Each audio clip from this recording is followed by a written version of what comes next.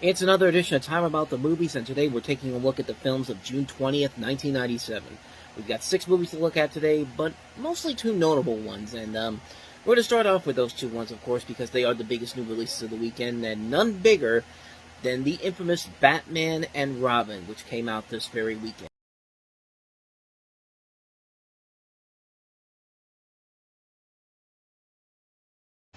That's my first time ever seeing that trailer, and I gotta say, it sold the movie much better than it did here in America. I mean, even though they got some names wrong, I mean, the trailer was edited nicely.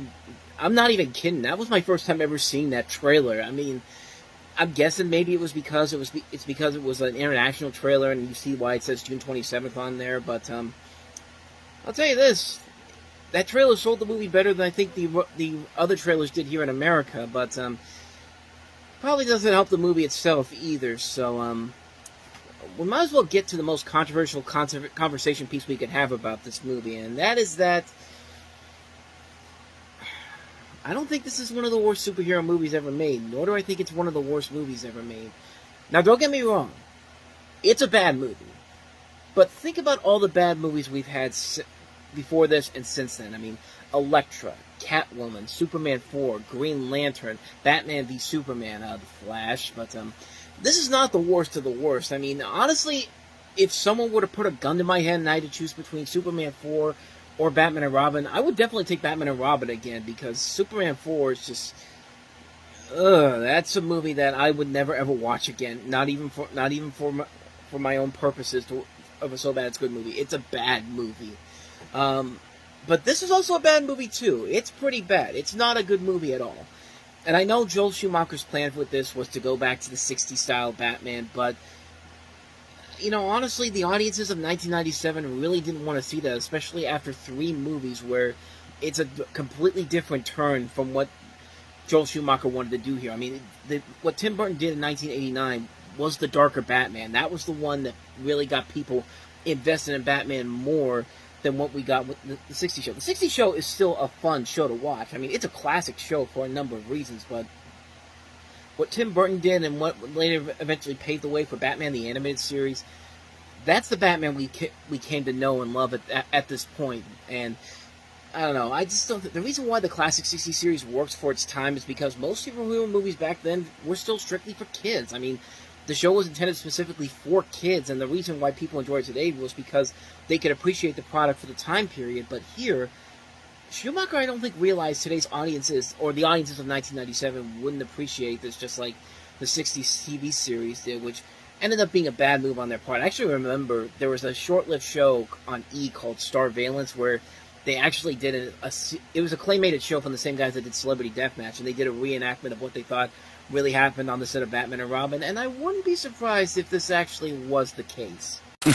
Come on, Arnold. Kid-friendly, Alicia Silverstone. Most of the script's been written in crayon, for God's sake. Come on! This movie is huge and spectacular. I'm currently wearing a shiny super ice suit and holding an enormous super freeze ray. I say things like ice to meet you, and the Iceman cometh and things of this nature. It's a guaranteed multi-million-dollar summer blockbuster! Tell me you don't think somebody on there, maybe not Arnold Schwarzenegger, but probably Joel Schumacher, thought the exact same thing. But let's just talk about why the movie really is a bad film, because it is a bad film. The story is filled with way too many villains, including a pointless Bane appearance, which really serves no purpose to the story. There's too many subplots coming in here. The horrible puns especially on Mr. Freeze. I mean, that's just... This is written by an Academy Award-winning writer, Akiva Goldsman. How does an Oscar-winning writer write some of the worst jokes and dialogue ever put to a film? Those great action sequences from the first movie by Joel Schumacher are completely gone in this one. We're back to the generic and choppy action sequences that are shot so badly, and it's the same cinematographer as the last movie, too. And the visual effects are so dated, too, and look way too 2D animated in some spots, too. I think the casting overall is really mishandled here, and the worst part is, a lot of these roles did seem to fit each actor, but now that the script writes them, we saw Chris O'Donnell handle himself as Robin in Batman Forever, but here, he's just a whiny bitch. I mean, I think Nostalgia Critic pretty much summed it up nicely.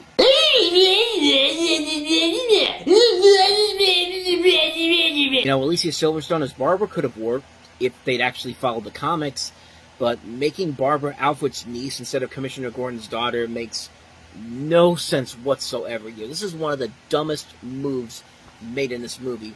The dumbest move of this film is Arnold Schwarzenegger and Uma Thurman as Mr. Freeze and Poison Ivy, which, I mean, Arnold Schwarzenegger as Mr. Freeze, I could buy into this, but both of them could have made this work had the script been better, but nope. Those horrible puns, acting absolutely nothing like how the characters are supposed to act. I mean, Mr. Freeze alone is one of the biggest insults to this movie, because they took a character that, thanks to the animated series, in one of the best episodes of television you'll ever see, Heart of Ice, that character had more depth and perception that we could see with the character. It is his story. We wanted to follow that story. He was just a character that was just something straight out of an opera. You wanted to feel, but you felt exactly how he was feeling, but you saw him doing it in the wrong way, but you really did feel like he was doing it for a purpose. Here, even though they use a lot of the same elements, such as his wife being cryogenically frozen, they just don't care. And I mean, I guess for Schwarzenegger, hey, he got $25 million for this, so he can pretend he doesn't care as much as he probably should have here. I mean, I don't think Schwarzenegger was a bad choice for this. Maybe somebody like Anthony Hopkins maybe could have made this work, even though I did, like, in the animated series, he actually was going to be in contention for Mr. Freeze on that show, but they went with Michael Ansara on that one. George Clooney, it's not that hard to say that he's the best thing about the film, but at the same time, he's kind of the worst thing about the movie, honestly. He's the best thing about the movie because he's the one that's actually seemed like he's trying, and to be fair, he could have made this work. He's got Bruce Wayne down, but when he switches over to Batman, that's where the performance turns for me. Say what you will about past Batmans, but Michael Keaton and Val Kilmer at least managed to change their voices when they become Batman. Clooney wasn't even trying when he changes to Batman. His voice doesn't change from Bruce Wayne. It's the same type of voice. How do you not recognize him for that? I mean, if there's one thing I can say, honestly, that's positive about The Flash, I did like that they actually gave George Clooney another chance to be Batman. Maybe that means he's going to be him in The Brave and the Bold, one would hope, but who knows. But back to this movie. The worst part about this movie is that if they hadn't rushed it, if they had just waited the usual 3 years in between films and actually took their time to make this, there could have been a really good movie here, but no. Release it 2 years after Forever and rush it because we need to get money out there. And I guess for Joel Schumacher, you could tell that he wanted to make a good movie here that was enjoyable as the first movie he directed, which was Batman Forever, of course, and it just didn't work out the way that he wanted to, most likely because they were in a rush this time around. And to give the guy credit, he managed to have the courage to apologize for making this film. And, like, I mean, this speaks for itself here. Like, he's being very sincere about this, man. If there's anybody watching this that, let's say, loved Batman Forever and went into Batman and Robin with great anticipation, if I disappointed them in any way, then I really want to apologize, because it wasn't my intention. My intention was just to entertain them. Honestly, can't wait for Andres Muschietti and James Gunn to say the same thing about The Flash. Okay. Last thing against The Flash for now. At the time of this, of course, The Flash has just come out, and I've been making videos saying it's one of the worst movies of 2023. The worst movie of 2023, I should say. And there's going to be a little bit more of them after this video comes out, but we'll say I've done enough for that right now. Let's get back to this movie here, because I'm about to wrap this one up here. Batman and Robin, it's no question the worst Batman movie. There's just too much stuff going on. The casting is ridiculous. The puns are pointless. The action sequences aren't shot well. It's just a really bad Batman movie. And while it's not the worst movie ever made, I still can't say it's a good movie. And even though I just said that Batman and Robin is not one of the worst movies ever, I still didn't like it. It's shockingly, it's not even the worst DC movie to come out in '97. Shaquille O'Neal and Steel will deal with that a little bit later on, but yeah, bottom line, Batman and Robin is a massive, massive misfire on so many levels, and it's a shame. It's a shame that this series came to an end. It's the same way that the Superman series came to an end, with a terrible fourth movie in the series, and it's a shame, man. So, let's try to get back on a more positive note here. Let's go to the next movie here. Julia Roberts, Cameron Diaz, Dermot Mulroney, and Rupert Everett in My Best Friend's Wedding.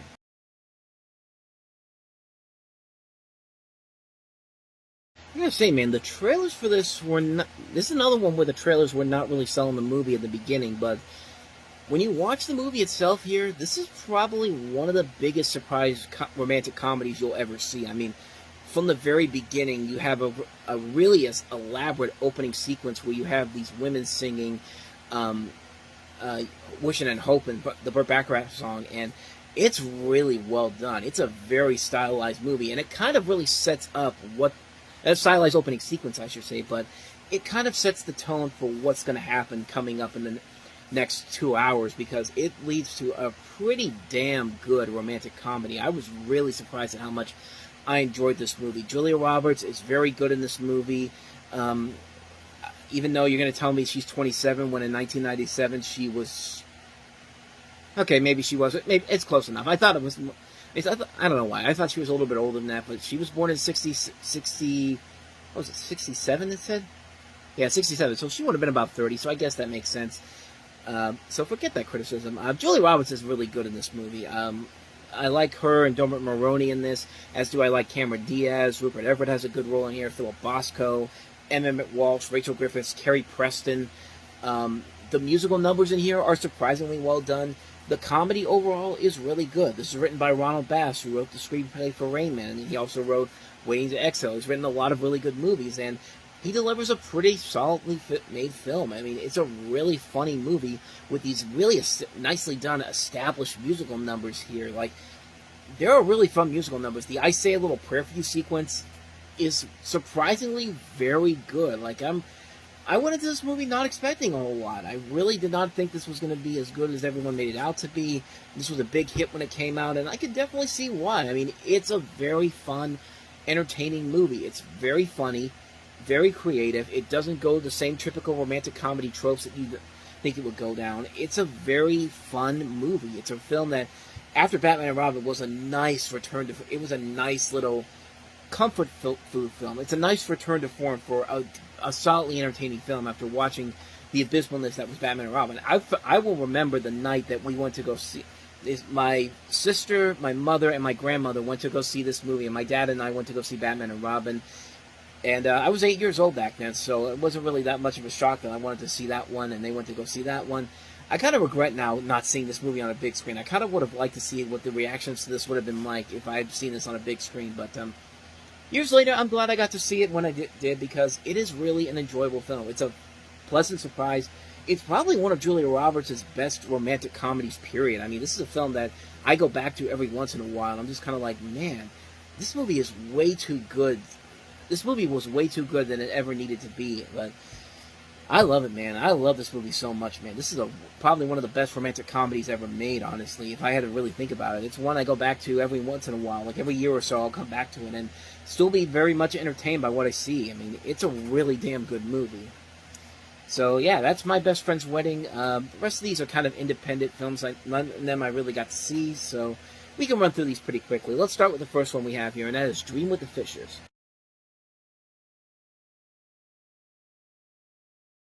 We have this guy named Terry who's a suicidal voyeur who doesn't seem to be able to kill himself. He's preparing to jump off a bridge. He meets this guy named Nick who ends up saving his life, and he discovers that Nick is terminally ill and doesn't have much time left, so Nick offers Terry a deal he can't refuse. Terry will become the beneficiary of Nick's life insurance, or since money doesn't matter to Terry, he promises to kill him before he dies. All Nick asks is Terry's help to realize a few fantasies before he dies, and hilarity ensues, I guess. David Arquette is Terry in this. Brad Hunt is Nick. You have Kevin Erb from Law & Order Criminal Intent and D2 The Mighty Ducks. Kathy Moriarty's in here. Anita Barone, Alice Beasley from Moonlighting. A good cast overall here. I don't really know about the movie itself. I've never seen it before, but the trailer alone looked pretty promising. It looks like a weird, bleak, dark comedy in a way.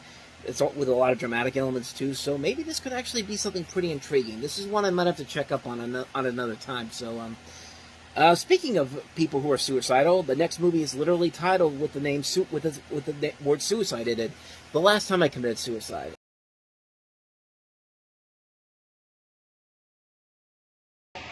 The film takes place in 1946 Denver, where you have this aspiring writer who enjoys irresponsible adventures with his friend. He writes a letter about his life before and after the suicide attempt by a sad, commitment-seeking girlfriend.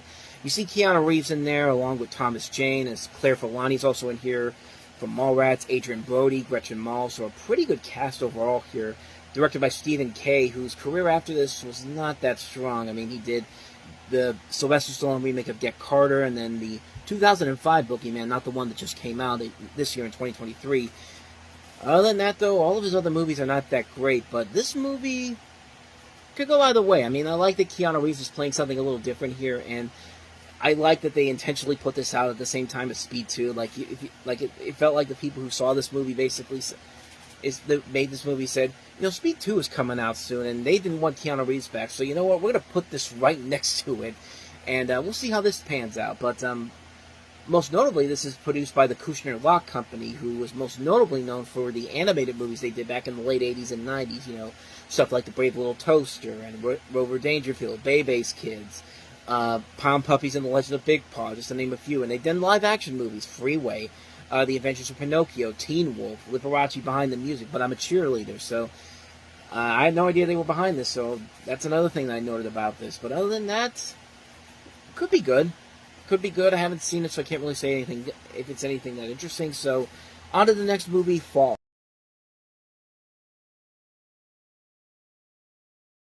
We got a story here about a cab driver named Michael and a supermodel named Sarah who fall in love while her husband is on vacation in Madrid for 2 months. I don't know about you, but this kind of reminds me a lot of a movie that they did back in the 1980s with kind of a similar plot here. It was a terrible movie called Until September with Karen Allen in it, where this woman comes to London and she ends up and this guy tries to force her to fall in love with her while her wife is away, and it's one of those melodramatic. It was one of those really bad melodramatic movies that came out around that time period. I'll save that one for when we eventually do it on Time About the Movies Flashback. But it's a very bad movie.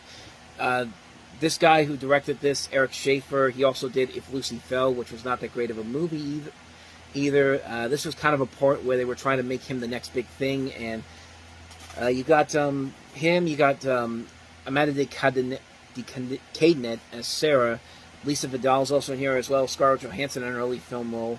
And that's really all I know about this movie. I don't know if it's any good or not, but considering the last couple of things this guy's been involved in didn't last very long and weren't that great, I don't doubt this probably wasn't that great either. So I don't know if it's one I'd want to see anytime soon. So anyway, on to the last movie. John Renault in For Rosanna, a.k.a. Rosanna's Grave.